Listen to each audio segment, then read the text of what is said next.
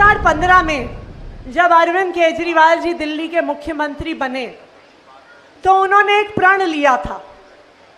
उन्होंने प्रण लिया था कि दिल्ली के हर बच्चे को, चाहे वो अमीर परिवार से आता हो चाहे वो गरीब परिवार से आता हो, हर बच्चे को अच्छी से अच्छी शिक्षा मिलनी चाहिए।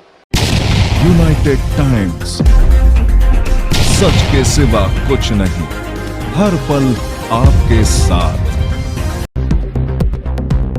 शिक्षा मंत्री आतिशी ने कहा, दिल्ली में शिक्षा क्रांति की शुरुआत 2015 से हुई। उससे पहले दिल्ली के सरकारी स्कूल बदहाल थे, हर तरफ बदबू आती थी, शिक्षक नहीं होते थे, स्कूलों की बदहाली की वजह से बच्चे स्कूल नहीं आते थे, माता पिता भी जर्जर भवनों में चल रहे स्कूलों में बच्चों को भेजने से बचते थे। दिल्ली की शिक्षा व्यवस्था खस्ता हाल थी। ये जो शिक्षा क्रांति आज मैदान गढ़ी गांव तक पहुंची है, इसकी शुरुआत 2015 में हुई थी। 2015 में जब अरविंद केजरीवाल जी दिल्ली के मुख्यमंत्री बने तो उन्होंने एक प्रण लिया था।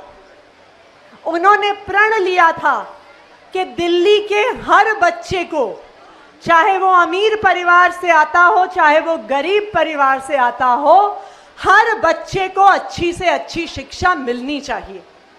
आप याद करिए, उससे पहले कैसे होते थे सरकारी स्कूल।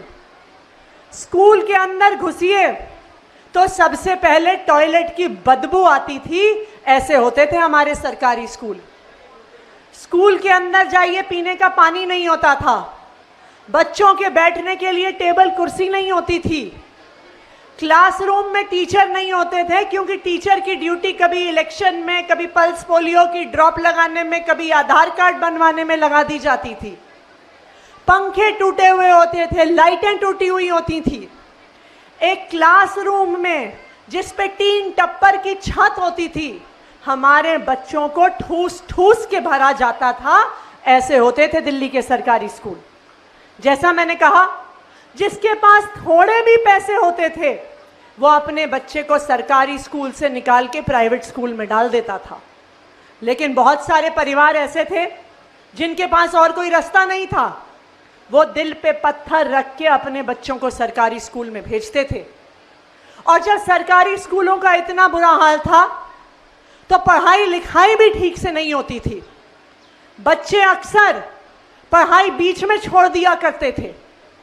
अगर पढ़ाई पूरी भी करते थे तो क्योंकि पढ़ाई लिखाई का स्तर अच्छा नहीं होता था, स्कूल से निकलने के बाद बच्चे कॉलेज नहीं जा पाते थे, अच्छी नौकरी नहीं कर पाते थे, उनको अच्छे मौके नहीं मिल पाते थे।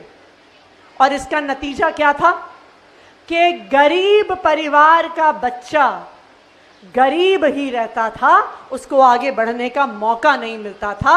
ये थी हमारी शिक्षा व्यवस्था की हालात।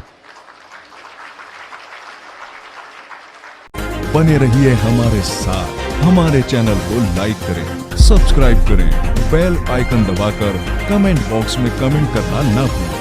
धन्यवाद।